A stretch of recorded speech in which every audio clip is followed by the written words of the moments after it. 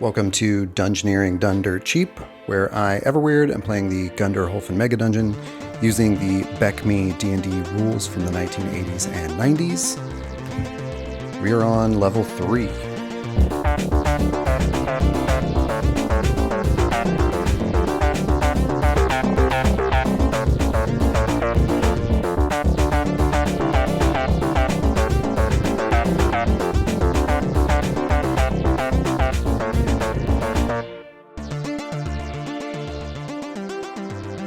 Been a while since I played a session, and whenever that happens, I'm just sort of like, I know where to begin, but I don't know exactly how I got there. We are in this room. I kind of drew out my map, made it look a little prettier.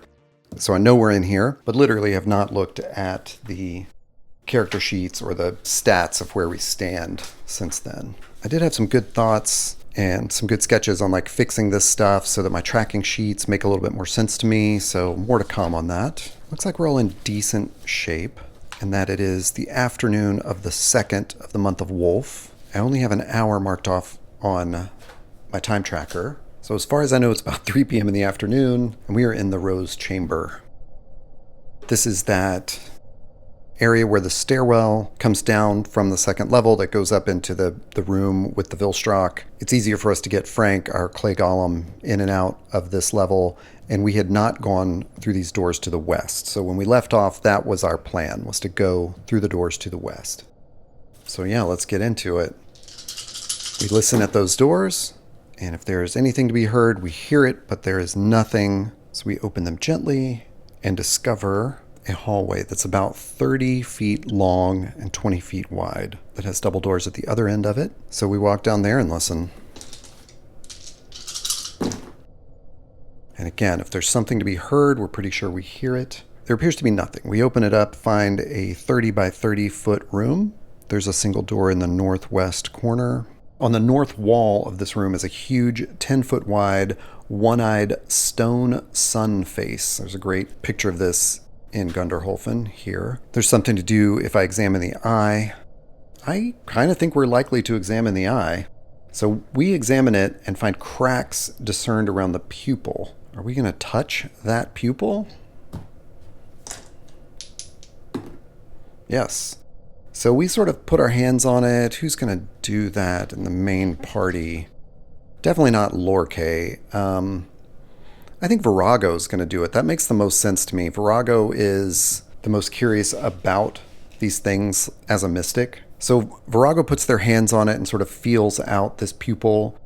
There's an instruction whether we push it inward. That doesn't feel to me like a thing Virago would do as a character. But would Blaine? Blaine is a little bit more hands-on as a cleric. No, Blaine doesn't mess with it. If Virago is going to stand back and push that with their staff, because they've seen these cracks and it looks like the pupil is separate from the rest of this carving, they're thinking maybe they can push this in. So they're going to stand back and push in with the staff, maybe off to the side a little bit, trying not to metagame, but also be realistic in that Virago knows they don't have a lot of hit points. They don't have a real low armor class. This is just a precaution. We've flipped switches on and off and they haven't done things, but we're in a dungeon.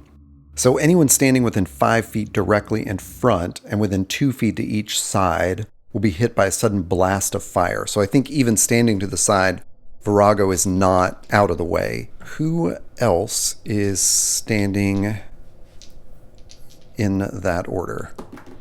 Okay, Blaine is going to be there. That's Virago. Lorque might be there. Let's roll again for me. Or actually, I'll just say that was Frank and Ballad. So we've got Blaine, Virago, Frank, Ballad. I rolled on Lorque, but Lorque's going to stand behind their shield. Lorque doesn't want to mess with anything like this. And then we're going to save versus breath as a huge blast of fire comes out of this sun. So saving versus breath, Virago, not going to do it. Blaine does save versus breath. Ballad does as well. And I think for the clay golem, I guess I need to look that up, but they rolled a 19. I'm sure that saves. I think I was playing it as a mud golem from BECME Yeah, saves as a fighter of level 8, so I'm sure 19 is going to do it. So really, only Virago gets hit by this blast of flame. Virago takes 5 points of damage, almost killing them. Virago's got 6 HP, and we are out of health potions completely. So Virago goes down to 1 HP as this blast of fire comes out of the wall. After the blast of fire is past, the PCs will notice that a tongue is now protruding from the face. In a bowl-like depression on the tongue is a triangular-shaped ruby worth 1,000 gold. The face will dispense a ruby and flame breath again if it has been given the statue in Area 3. But we have not been to Area 3, so we don't have that statue. So, yeah. Virago, curious maybe for the first and last time as this flame shoots out of the wall. But we do pick up a ruby, which will probably buy us 2 health potions, which we are going to take. After that, we're going to inspect this room and definitely spend 10 minutes just sort of getting sorted in here. And I'll say we spent 10 minutes in the last room. We don't have any way of healing ourselves right now, and we don't necessarily want to make it to the next room, but there's going to be a real deep conversation about, do we proceed with Virago so low on HP? I think we at least want to open a couple more doors and get the lay of the land around here. But any threat, we decide, if we see those big hairy monsters or more of the ogres or anything, we're just running. Talira makes the point to Virago, don't even wait for us, you just start running. Virago does have quite a bit of movement as a 3rd level mystic. Here we go, we're listening at the next door, that one to the northwest, and nobody hears anything on that one. There's a 30-foot long tunnel, or passageway, not a tunnel, that ends in a circular room. So we can just see the edge of that at our torch light. But before we even get there, there are double doors in this tunnel that lead to the north, in this passageway. I don't know why I keep saying. So we're going to listen at those doors to the north, make sure we're not getting ambushed. And Talira will hear anything. If there's anything to be heard there, I don't think there is. No. So we step into this room, and we see that there's a 9-foot tall stone statue of a dwarven war god with one arm outstretched, palm upwards, standing in the center of this room. There's almost a 100% chance that Grebe is going to walk up to that statue because it is a dwarven god, and because Grebe has previously had good luck with dwarven statues. So yeah, I think Grebe just walks up to this and is surprised on 1 through 4. So is surprised as an ochre jelly drops from the ceiling.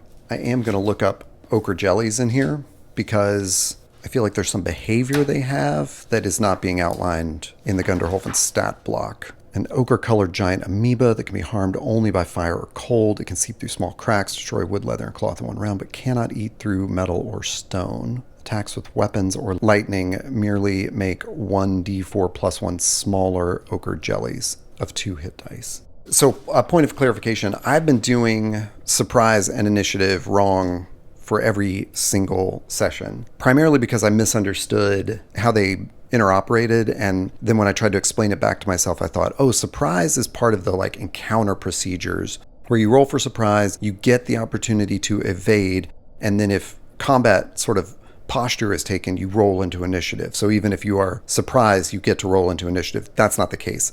There's a really clear rule in the encounter chapter of the rules cyclopedia. Surprise, both sides make appropriate rolls. Any side that rolls a 1 or 2 is surprised. And then 3, if one side is surprised, it loses initiative automatically. So if you're going into combat and you are surprised, as Grebe is, she has lost initiative, and this ochre jelly is going to get to strike first. It has a THAC0 of 14. Grebe has an AC of 2. Cracked die. Maybe it didn't look like that in the camera, but it was 5. So misses Grebe. So doesn't get to touch her flesh exactly. It's dropped down. It's just like hanging on arm and armor and not actually able to touch that flesh and burn it or whatever it does there. We don't have Faqual with us, and I think Faqual was kind of the monster knower. Faqual was the one who probably would have tried fire on this thing. Because it's on Grebe, no one wants to strike at it, and hit Grebe. I think we're going to try fire. And this is one of those places where as a dungeon master for players, I would hand wave this, so I'm going to do it for myself as well. If you're just running up to touch basically a not movable jelly that's on a target, and you touch it with fire. You don't have to roll to hit. You're just going to touch it with your torch. I kind of think torches do, well, I'll look it up. Torch does 1d4 damage. So Blaine, as a cleric, would naturally use a torch as a weapon. Apparently that's a thing. Infect me. So Blaine runs up, touches this ochre jelly, does 1 point of damage, but will now split it. Oh, no, that's an attack with a weapon.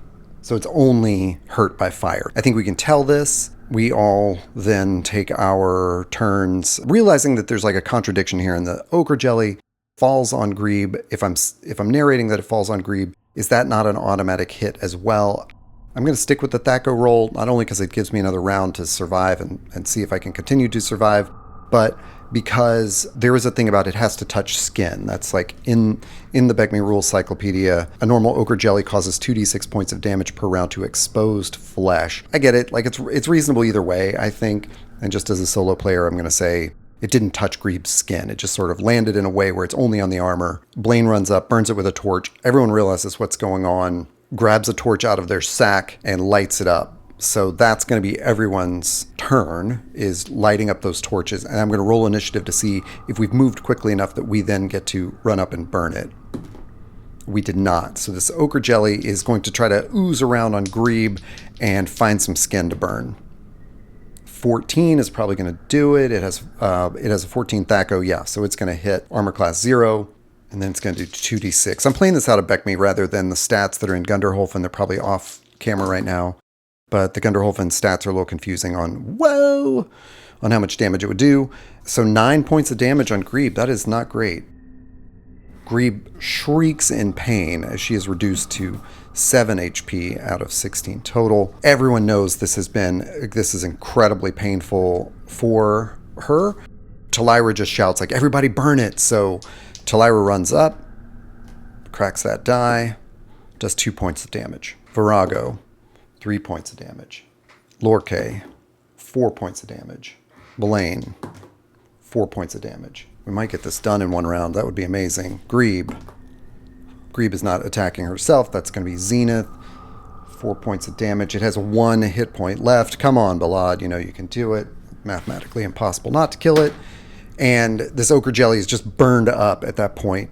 Grebe is terrified, worried, like her skin is burned from this. I think it's sort of like an acid. Maybe it doesn't specify acid, but she's not in great shape, especially with Virago at 1 HP.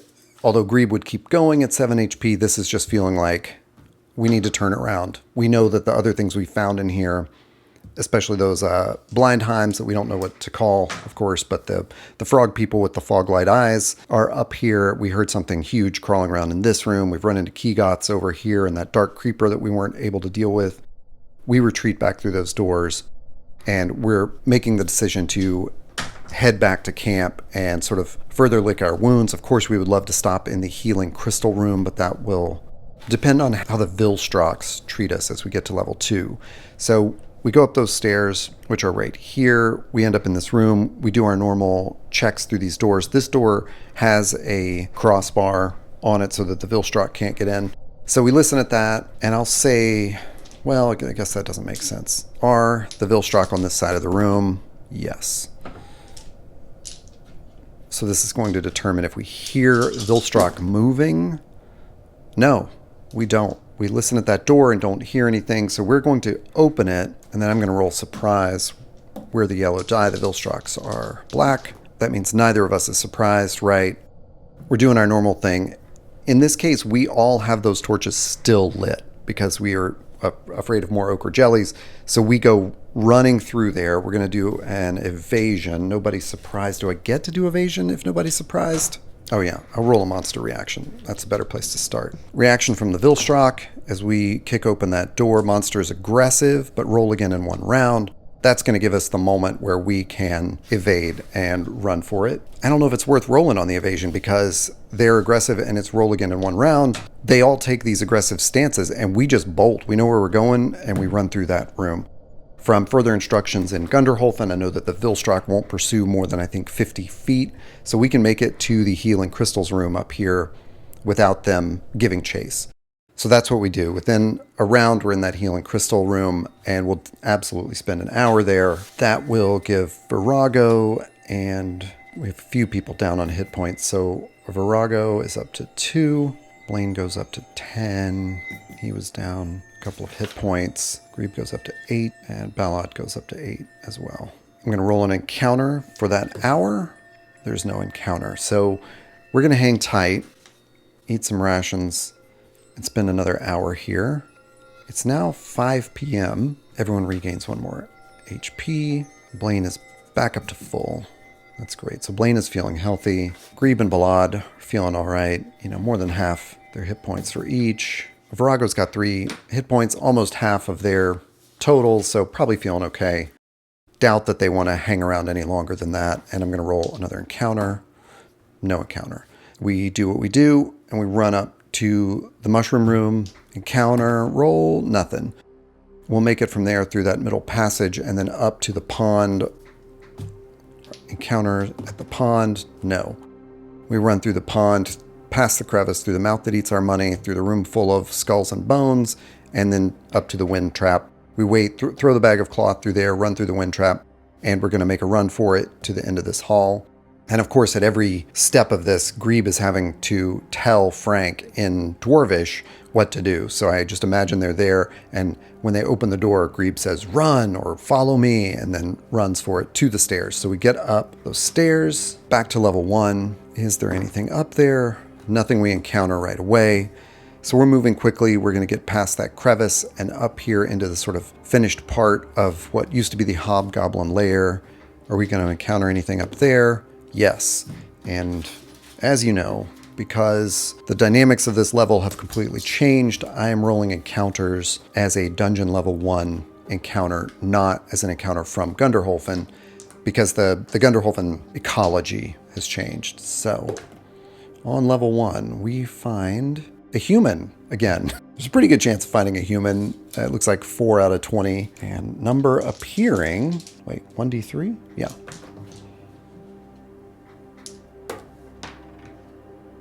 Rolled a 2 on that d3, so we find 2 humans. And then what I've been doing, and I should mark off some time as we ran through all of that, is finding humans from the encounter tables in Gunderholfen. So in other words, if we run into humans, there's some reason that they're there. Are they adventurers, or were they former prisoners of the hobgoblins? What's going on? The last human we found was, I think I just rolled out of the, yeah, that's what I did. The farmlands encounter table. So that's what I'm going to do and make up a story from there. It's a d20 roll. So number 2. So it's a farmhand or peasant. Unlikely to be looking for a fight. I mean, I think the story here is pretty obvious. They were captured by one of these groups that was living on level 1, either the goblins, the hobgoblins, or the kobolds. And when we came in and sort of shifted the ecology and beat back the hobgoblins and the goblins, we kind of left the kobolds in place. But as we did that, some of their prisoners or people who had just been hiding in there escaped and are now making their way around. So just like the last human we encountered around this area, they have been just sort of opening doors carefully and trying to find their way out. They see us and it's like, thank the gods, can you help escort us out of here? And Virago, as always, steps up and says, absolutely, we are the people to do this for you. We take these 2 humans through those doors. Of course, we are doing all the tough work of listening and going forwards into these rooms, and go out, take them to our camp where we will sit and figure out what to do next. I was about to get up and get a book off my shelf to get some names for these humans, and I realized I have a pretty cool reference that I just got that has names in it. This is Dirk and Schick. We are out at our camp outside of Gunderholfen. We give them some rations. I'm going to take a sec to catch up on all my tracking here. So all of our rations for the day, plus Dirk and Schick's rations. And we also all burned torches on that last run through. I don't think they're completely burned. So I'm just going to do half. We light a fire, take up our guard shifts. The afternoon has passed. It is now evening of the second day of Wolf. And Dirk and Schick ask us all about what we're doing in there, and we ask them about how they were in there. Odds, Odds it was goblins, evens it was hobgoblins that took them. Goblins had taken them. So they had been wandering quite a ways through this to try to find their way out. We asked them about the state of the goblin lair of level 1. It seems that the goblins have also moved on. A lot of them, I think we scared out into the kobold lair, and then the kobolds probably attacked them. And at this point, it sounds like they've been defeated. We had depleted their numbers pretty well. So the fact that humans are escaping makes it sound like the goblins have lost control of their own position within level 1. We decide it's too late at night to head back across the swamp to Longfelt. But because we now have these former prisoners with us, that is what we will do first thing in the morning. So overnight, I'm going to roll a Gunderholfen swamp encounter, even though we're not that. Wait, is there a... Let me check that. There might be an encounter table for just outside Gunderholfen. There's a farmlands encounter table, Gunderholfen swamp encounter table. Yeah, and then just the levels. I think it's up to me whether we're in the swamp or we're in the farmlands. I think it's swamp, and that's a 1 in 10 during the night. No encounter. So we've kept our guard shifts. Nothing creeps upon us tonight. Virago will heal 1 more HP, up to 4. Grebe and Balad hit 10. So they're feeling pretty good. All right. So after that next morning, the 3rd, the night passes. And on the 3rd, we will head back to Longfelt. It takes us 2 watches to get there across the swamp. So I'm going to roll those encounters on our first watch. No encounter. Our second watch. No encounter. We may make it back to Longfelt. And we have told them sort of our story of everything. I realized that I've never drawn our tower outside of Longfelt, but we have a tower out here that we took possession of. Purchased it outright after doing some pest control in it. So yeah, we have a tower. They're quite impressed that we own property, I guess. Who wouldn't be? Of course, we're outside the big city, outside their protection. Their farmlands are outside the Gunderholfen swamp, I believe, to like north. So they're not actually going to go into the city with us. But we will go into the city to resupply. And one of the main things we want to do is resupply some health potions.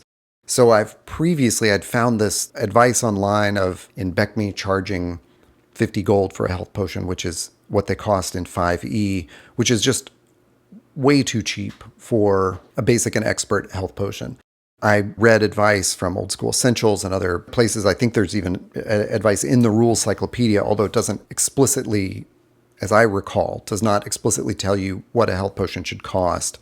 The idea is that this is a potion infused with Cure Light Wounds. That's why it does a 1d6 plus 1 healing. And pretty much anywhere you go to pay for someone to do that, it's going to cost 500 gold for that level 1 spell. So this ruby that we obtained that's worth 1,000 gold, when we return to our fence with it, we'll take that 1,000 gold and immediately buy 2 health potions. We're going to go to the Temple of Cathalea and ask them for those health potions. That way I don't have to spend anything out of my sheet, since the 1,000 will get us 2 of them.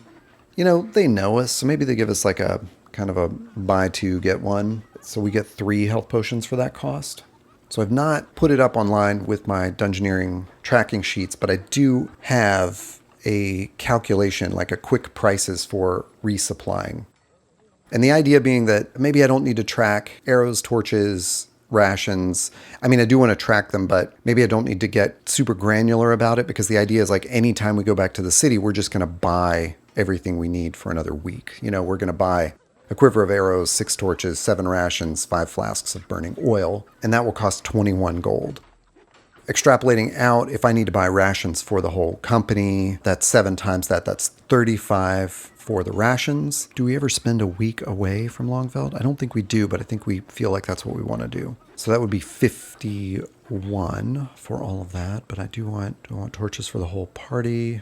No, I'm comfortable with that. So we're going to get 5 more flasks of burning oil. We're getting 6 torches. I think we're good on that. I don't think I need to do anything there. Rations will have 7 for each of us. Basically that many rations. And arrows we're good on. We do tend to shoot those a lot in battle, but I don't think that we use 20 a day. And we found so many in there, so I think we're good up on that. So that has taken us 2 watches to get back to Longfelt. It's the evening of the 3rd when we get in. We probably can't do any of the shopping until the next day, the 4th. And once again, we do not check in with Balfour. And now I'm going to have to do a whole lot of XP calculation. I've previously done that through just looking at the rooms I've explored, but I might actually have to go back and watch my videos to figure out what we've fought. And I also had this homebrew rule I was thinking where it's like if we clear out an entire level, we get our own XP bonus for that. Level times 1000 XP was what I was thinking. So in other words, on level 2, we would get 2000 XP to split among us. Does that count? Is this good enough? You know, there are a couple of routes we didn't follow, but we sensed danger ahead of them. And I think we did a pretty good job. So I think we've got 2000 there for clearing out level 2. Okay, they will get the 1000 XP just for the ruby.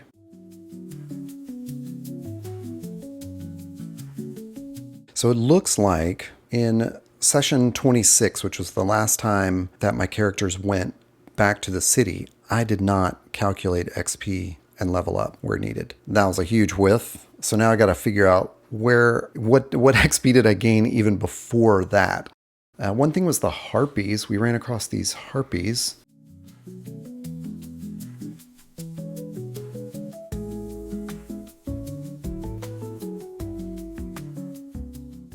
Oh my gosh, it looks like I have not given my players any XP since all of this level 3. I'm kind of blown away by that. That's including things like the Necrophidius and the Key Goths that were random, and Jedri, the were-rat. Part of it is understandable. I did try to hang out in the dungeon longer than we ever have before. You know, in other words, like staying at our campsite, not returning to the city where you would level up when you're stabilized. But this is an interesting thing to learn as like a dungeon master lesson to myself. Like if I were taking a party through this and not playing solo, I might give them the XP when they return to their own camp, not when they return to civilization. Although I think that's the rule when you return to civilization. I'm still scanning through my videos, trying to figure out everything we encountered along the way and all the treasure we picked up. It doesn't look like it's going to be like a huge amount of XP, but it is like repeated stuff that I've missed.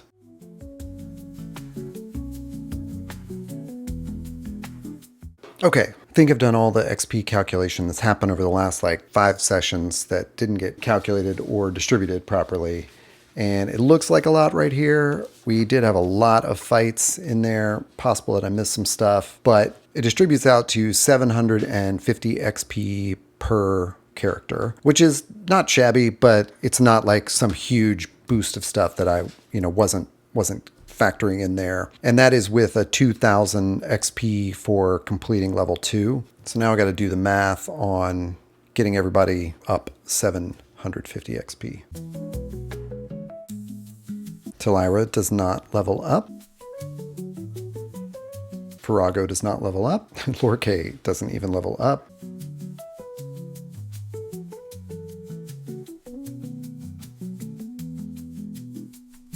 I don't think anybody's going to level up. Oh, Blaine does level up to level 4. Wow. Okay. Clerics level up at 6,000 XP. So Blaine is going to get 1 more hit point. Come on. At level 4, Blaine will also know 2 level 1 spells and 1 level 2 spell. And his turn undead is going to improve as well. I think I've made this mistake before about taking cleric spells. I mean, this is like common for me through all editions and all RPGs. Like spells are not where I thrive. But I think clerics, what it means by having 2 level 1 spells and 1 level 2 spell is that they can prepare any spells on their list each day. They just have to kind of like prepare them, pray for them, whatever that you decide that looks like. So technically I know all of the spells, I guess, or like Blaine's god can let him know all the spells. But I kind of like writing them down so I know where I stand. And for first level, I've got Cure Light Wounds and Light. I think at second level, boy, I'm kind of tempted to take Find Traps. That is really interesting. It's sort of too much as a solo player for me to look at this every adventuring morning and think, okay, what new spells do I want to prepare? So we stay in town for another day or two for sure to kind of heal up. Let's see where Virago is. Virago would need 3 days to hit maximum HP. I don't think that's unreasonable. So it's now the 7th of the month of Wolf. Virago is back to full HP. Blaine will get his level up of 1 HP. I feel like I'm not calculating one other day, but nonetheless, I'll say Balad is now back at full HP, which is 12. Grebe is just down a few points at 13. They have 3 health potions. They've restocked their equipment. As I look at it, like metagaming wise, there's a great thing. I did a downtime episode where I talked about where I stand on Gunderholfen and how I feel about it. So there's this metagaming aspect of like, I think I'm ready for another side quest, something that's not in Gunderholfen. But gaming wise, I think the PCs are feeling like there's something to be known here. You know, like they have explored so much of level 3. What else are they missing? So I think they kind of want to press on. They feel like they know the dangers in this room with the statue where they met the ochre jelly. It's sort of like, let's push on and see what's through those double doors. And maybe we find what leads us to the next level. Maybe we find the central shaft. They picked up this map earlier that they don't understand. There's some knowledge that they're after at this point. They're sort of hungry for that. And then maybe they acknowledge, let's take a break. It is the month of Wolf. Maybe let's stay closer to the city. Stop journeying out here, at least for a couple weeks or something, and then we can reapproach. I think also going through this exercise of calculating the XP and certainly thinking about level 2, this dungeon has changed drastically from how it is written. I think on level 2, the cave toads are gone. Like if there's a random encounter of a cave toad, it's going to be 1 cave toad. I was forgetting we kind of wiped out another whole group of cave toads when we fought these goblins. And when I went through calculated XP, I was reminded of that. As well as I don't think Tiali, who was Jedri's were-rat companion, is looking to engage us. You know, I think she's just trying to survive. She's seen us fight the Dark Creeper and the Kegoths in this hallway. Probably she saw us defeat her giant rats and Jedri. We're looking pretty fearsome at this point. I mean, this is a pretty big list of conquered monsters. And the environment has shifted. You know, we have been able to somewhat parlay or sneak by the ogres that were in these rooms. We know there's something behind these double doors that we're afraid of those numbers. But I think what we want to do is push through here and then take a break. So I think that's what I'm going to try to play out. Although I'm not really sure timing of a session. It's really funny how I record these. If I'm looking at the clock, I should be wrapping this up. But I think with all that XP calculation, I don't really have enough time for a full edited session yet. So I'm going to push through right now and just see how far I get.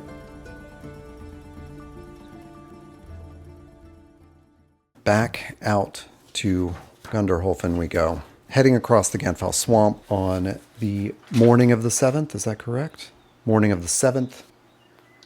We roll for encounters. On the first watch, nothing. On the second watch, nothing. We decide to do it the way we used to do it, and we just make camp that night. It's winter. The sun is probably setting earlier, so we camp and decide we're going to head back in early in the morning. When we do, we head into level 1 where the hobgoblin lair was, and roll for an encounter there. Nothing. So we make our way down and we roll for an encounter down near the bottom. Nothing again. I'm going to mark off 20 minutes as we taking that time exploring, and then we take those stairs down. And at this point, you know, we're kind of almost calm about it. We get there, we know where to pause. We can almost communicate this without speaking with each other, and then we all run across through the door, through the wind trap, through the room full of skulls and bones, the mouth in the wall that eats our money, the crevice, and then the cave toads, and I'm going to roll another encounter. And we do have an encounter. Don't know what to do since I just made that announcement about there being no more cave toads, but I guess I'll just roll on the encounters for level 2. It's a D6, 1 giant worker ants. So it doesn't really make sense that they would be in the water, but I think as we're emerging on the other side, as we've walk through, there's sort of a shelf under this water that you can safely walk across. And as we get to the other side, we see how many. I guess I'm just going to go with 4. It doesn't specify 4, but there are hit points for 4 of them. 4 giant worker ants. My space is pretty limited there. I'm going to roll 1d6. They're pretty close to us. 10 feet away, maybe. Let's roll a reaction. And 11. I think that means they do not care. The higher the better on that reaction table. Yeah, monster is neutral. Roll again 1 round with a bonus of +4. So we just don't mess with them. We see them walking around in this room, and we want to move past them to go down that middle hallway because we don't want to risk meeting that coffin corpse again or the Gorbles down here. So 1 round later with a +4, how do those ants react? A 7 + 4 is going to make an 11. So they're neutral again. We make it through there. Through the mushrooms, we'll pause in the healing crystal room and just get ourselves set and ready. And then the same thing, Lorkay is going to lead us through that room with the Vilstrox. I almost wish there were a good tactic to use on the Vilstrox, like to blind them or something, or otherwise just sort of clear them out all in one go. I mean, I guess I could throw a whole bunch of burning oil in there. I don't know. It's at this point, it's a little laborious to calculate that there's still 4 Vilstrox in there. And it says they will ambush us as we approach the center, but of course we know not to approach the center. We stick to that wall. We make it to the door. I'm not going to roll for it. We get through the door. We bar the door. Since the door has been unbarred for, say, 5 days or so at this point, it's possible that Vilstrox might have opened that, but they don't stray too far from the rocks. So even if they've been back and forth, they probably return to the rocks. Let's see. Just for fun, do I encounter a Vilstrox on the other side of that? Nope. So we take those stairs down and we are on level 3 here. And we head through those doors to the west. We're doing our listening at every door. In this case, I think the listening will be accompanied by a wandering monster since we've already been through here. No. So we make it through those doors again. Through that carved sun face, we're not going to risk touching it again. Through that door, we see the statue. We don't want to go in that room. We listen at those double doors to the north. And we would have heard, Talira would have heard something with that 43, if there's anything there. Oh yeah, and I checked on this just earlier when we did it, and there are a lot of rooms off of this, but basically it's a major passageway, and so they don't hear anything at this juncture. It's be a little tricky just because of the way I drew this map, so it's not exactly the way it looks in the book.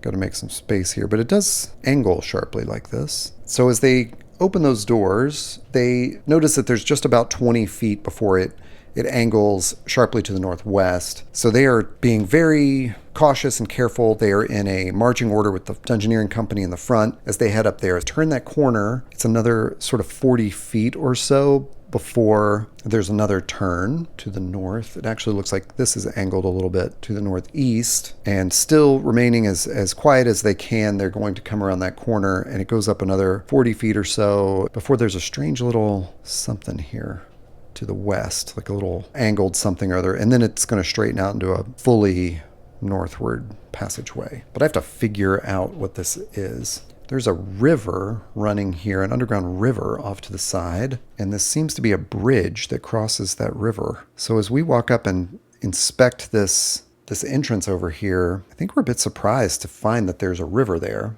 A stone bridge crosses a river into this room. The bridge has no railings. It's early in the day. We're going to figure what the heck. And I see that this area is called Proverbial Troll. When someone starts walking across the bridge, an ice troll lurking underneath will suddenly reach over and try to pull the character into the water. Surprise on a 1 through 3. If the troll scores a hit, the character must roll against strength -4 or be pulled into the water. Okay, so surprise on a 1 through 3. Greeb's going to be leading the party. It's the Dungeoneering Company. I rolled a 5, so Greeb is not surprised. I guess we see an arm come up, so we get to roll into initiative. This troll arm comes up. We roll into initiative. The troll gets to go first. It's going to take a swipe at Greeb.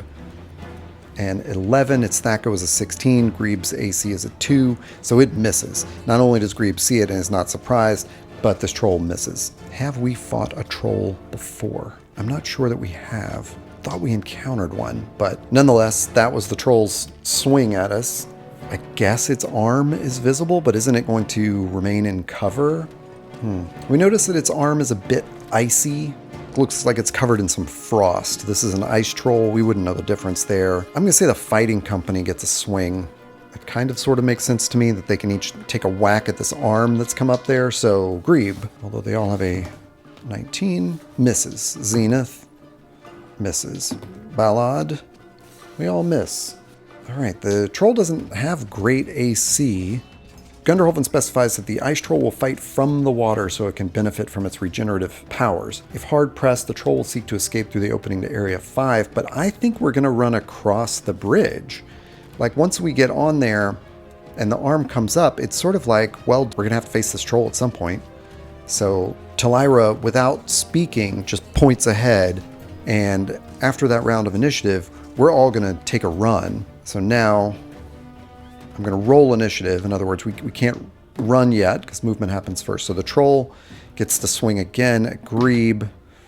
A 2 plus or 2, it's going to miss terribly, so misses. And on our turn, we use all our movement to run across that bridge and see what's ahead of us there. We can see the back of the wall of this room. It's only about 20 feet across the bridge to the back of this room. And I guess it just looks like the troll's lair. It leads north. It looks to me like there's a door right here on the edge. Yeah. So the river is just kind of running through these rooms. I don't think that's strictly a wall. There's just some more river running here. But there's a door here in the northwest. This room is about 25 by 20. We run up to that door. We just kick that door in. And another ice troll is lurking in this room and will surprise us on a 1 through 3.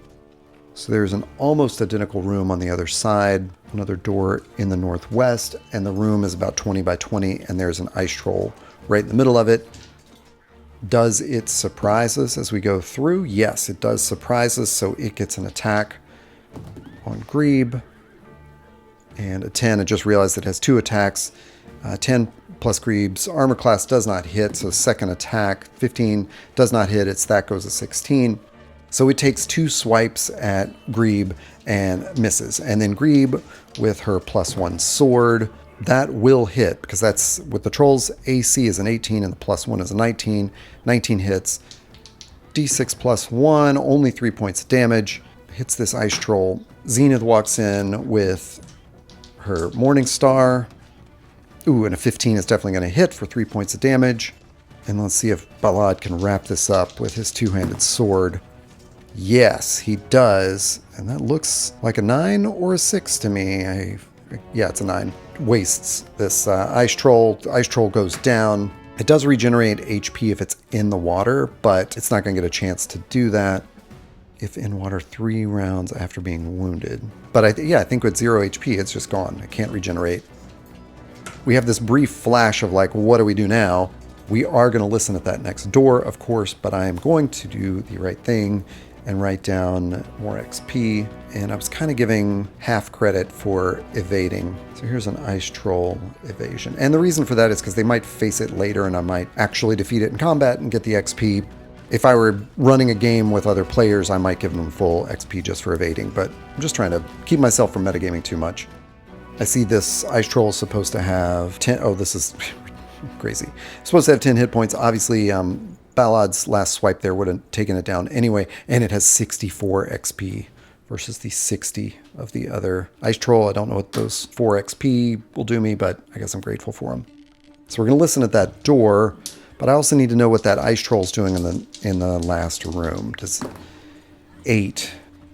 That monster is cautious, so it probably heard us kick in this door and heard like a very quick 1-round battle where we sliced up its brethren and is hanging back for a minute.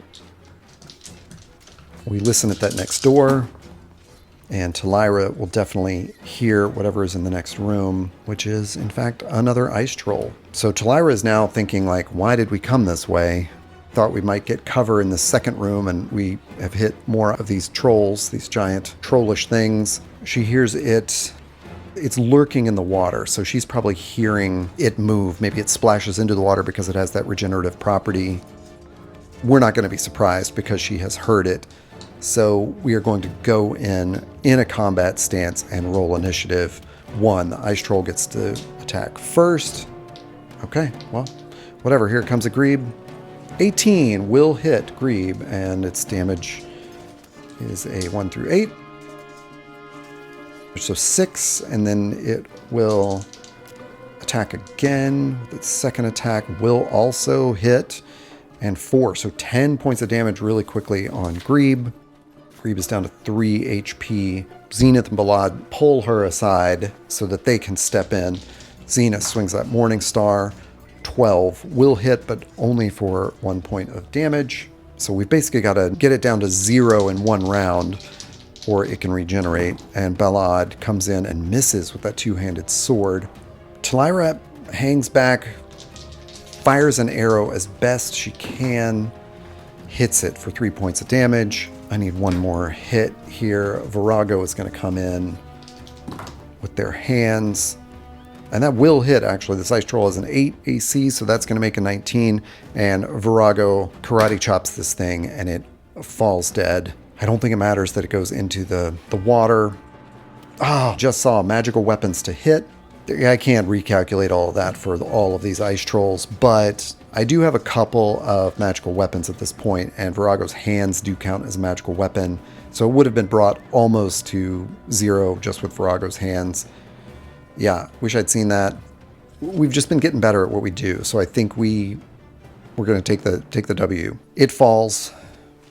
I don't know that we think enough to drag it out of the water, so maybe it will regenerate in there. But maybe it gives me the excuse for not using those magical weapons on it. We're going to listen at that next door. There's another door in the northwest. All of these rooms are about 20 by 20, and a couple of people hear anything if there's anything to be heard there. We hear some rats skittering around, but that's it. We don't hear anything that sounds as large and lumbering as those other ice trolls. So we open this door, and a wretched stench hits us almost immediately. Oh, and this is great. This is like awesome metagaming. I did not know what happened, and is kind of terrible for my characters. There's about a 20-foot long hallway, and then a larger 20 by 20 room. That's where the wretched stench is coming from. The floor is covered in bones, rotting wood, and torn up pieces of cloth. There are several large sacks against the opposite wall. Small rats are skittering about before darting into holes in the walls. But other than this underground river, there is no exit from this room. So we're going to have to go back through those other rooms.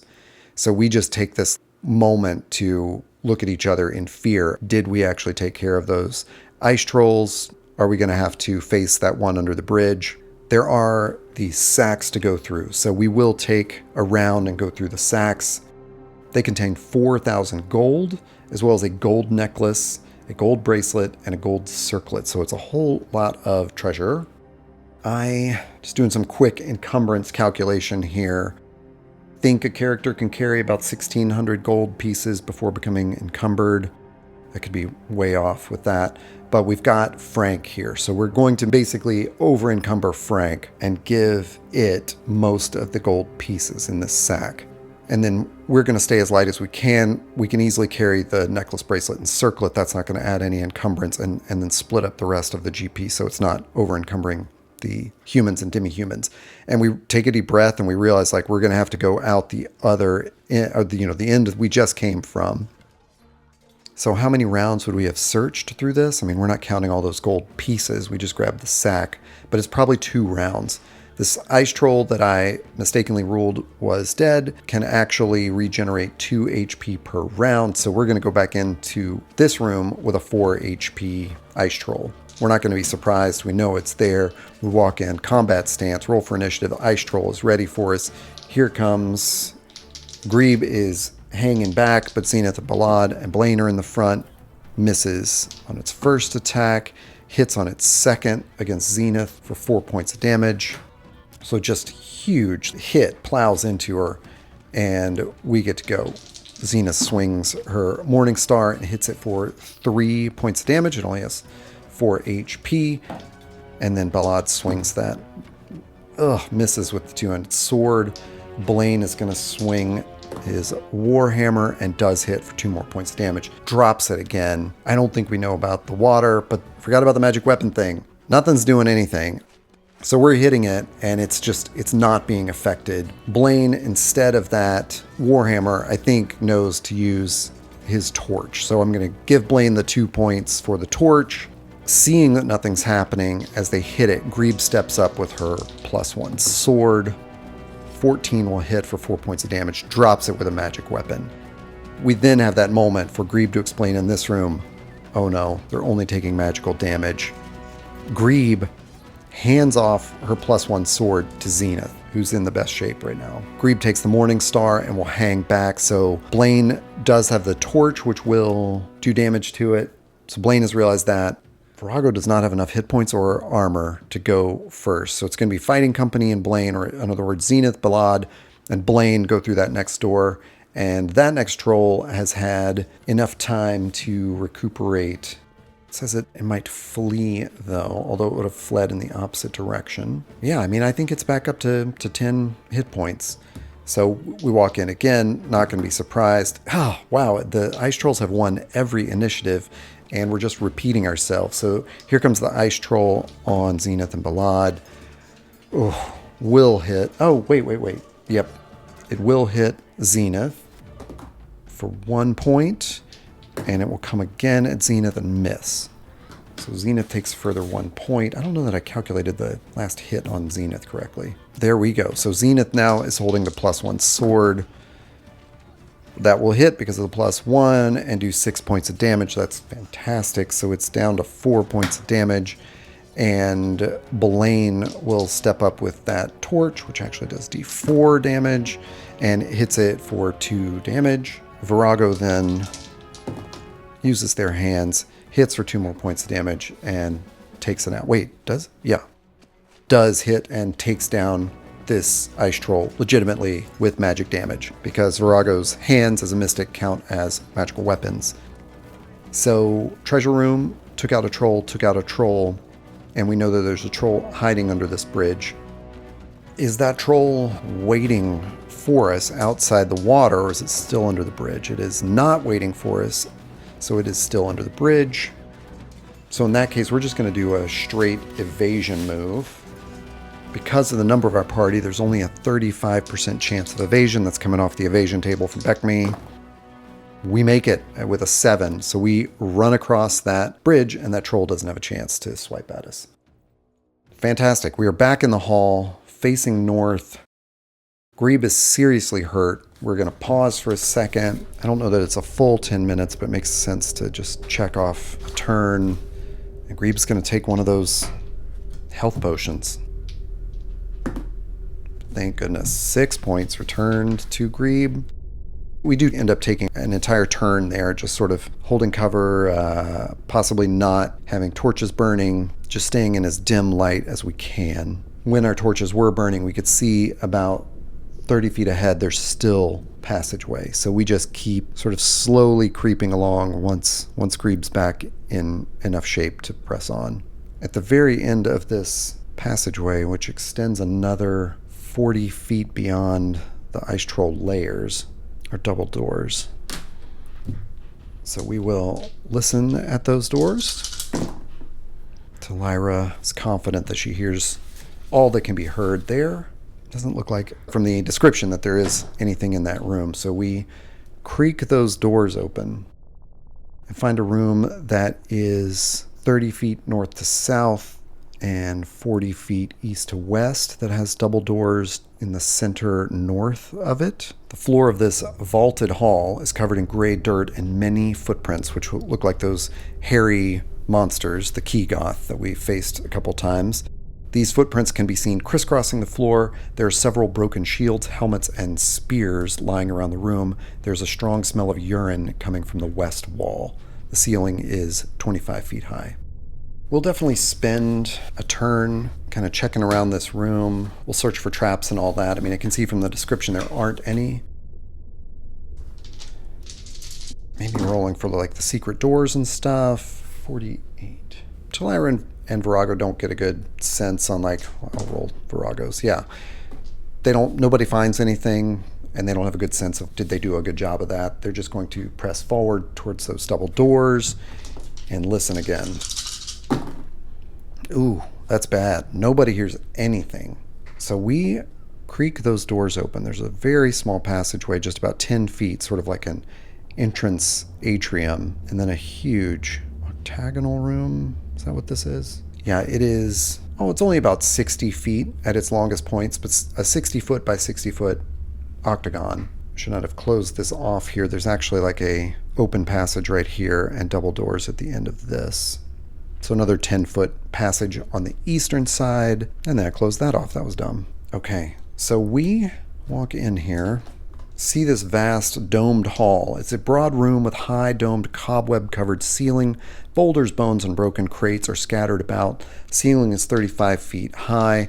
We're just wondering at the reason for this. And I rolled a 3 on a roll of 1 to 3 on a d6. 3 key goths from this room here that we have not yet explored come in through those doors to the east.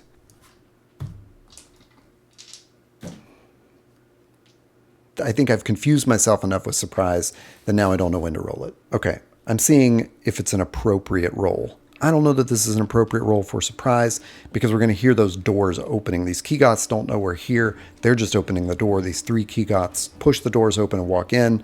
We roll initiative because we see them there. 6, we get the initiative. Have we walked close enough over there? I'm just going to roll a d6 to see the distance of this encounter. 50 feet. So we're probably just within these doors observing everything as we hear those doors open and the key goths enter. Wondering if I can paint over my mistakes here.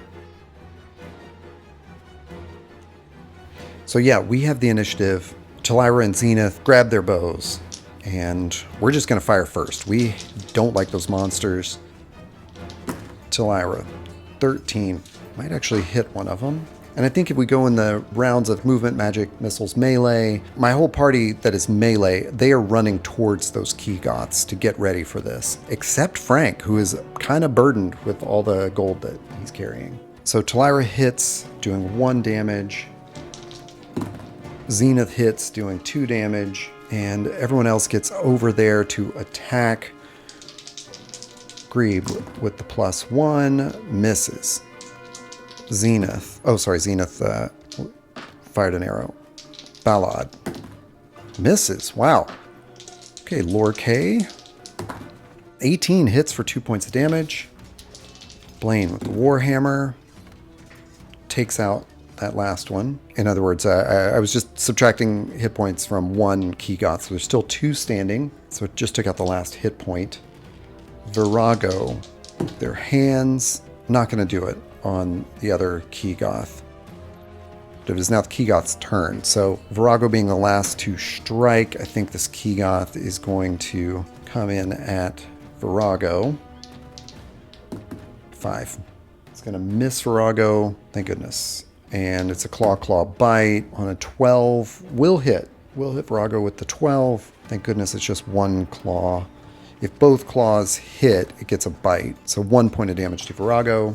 And the next one will go after Ballad, let's say. So claw, misses.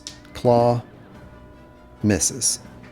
And I believe there's something about 2 rounds later more will show up. Yep, 2 rounds. So we're in that second round. It's going to take... Now I'm rolling initiative 1. Those key goths get to go first. So the one that attacked Virago is going to claw at Virago, misses. Claw at Virago, misses. Claw at Ballad, misses. Claw at Ballad, hits for 2 points damage. Movement, magic, missiles, melee. Here comes Talira with a missile. 13 will hit the key goth's AC, and 6 points drops one of them from range. Zenith, in her excitement at seeing Talira's hit, misses with her shot. Grebe with the +1 sword will not hit. Ballad, the 2-handed sword will hit for 4 points of damage. So this key goth is on its last legs.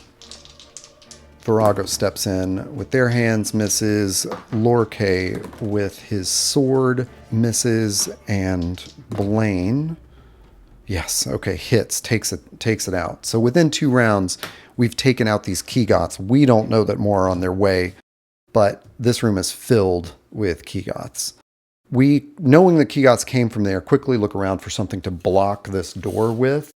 Virago takes out iron spikes, and we are just going to start banging through with those iron spikes. The fighting company's holding the doors closed. Talira and Lorke are grabbing those broken crates and kind of stacking them here. We see that there's a passageway to the south, a narrow one right there. And we don't like the looks of this. Talira says, you know, this hasn't worked out for us before when we think we're taking the easy way out, but let's do it. We're jamming that stuff up. Let's say it's going to take a round or 2 for Virago to get those spikes in there. So as the third round starts, Virago's hammering spikes in. This is where the Keegoth would start coming in. We sense that happening. I think we run before we're done. Sort of like when we ran from the Blindheims, the idea is that the ranged fighters can keep their weapons drawn and ready to loose an arrow if we need to. There's a pretty long hallway, 80 feet to the south. We are running through this narrow hallway, and we see a door at the end of it. And Talira kind of shudders, has not liked opening doors recently. Keegoths are definitely chasing us down that hallway. We don't have time to listen. We're just going to throw this door open. Oh, this could be bad news. But this feels like D&D. This room to the south, we throw the doors open. It's about 15 by 15 feet square, and it is covered in refuse. Stinks of urine and excrement. There's a big pile of refuse and excrement. As we all know, we have precedents for not touching gross things, but more importantly, we are being chased by Keegoth. There's a door to the south. We don't think we have time to listen, and we throw it open. And when we do, we find a stairwell descending 100 feet. We kind of look at each other. We know the state, the shape of things that we are in, how damaged we are, but we hear those Keegoth behind us, and we shrug, start to walk down those stairs, maybe lighting a couple of extra torches, and that's where I'll end today's session.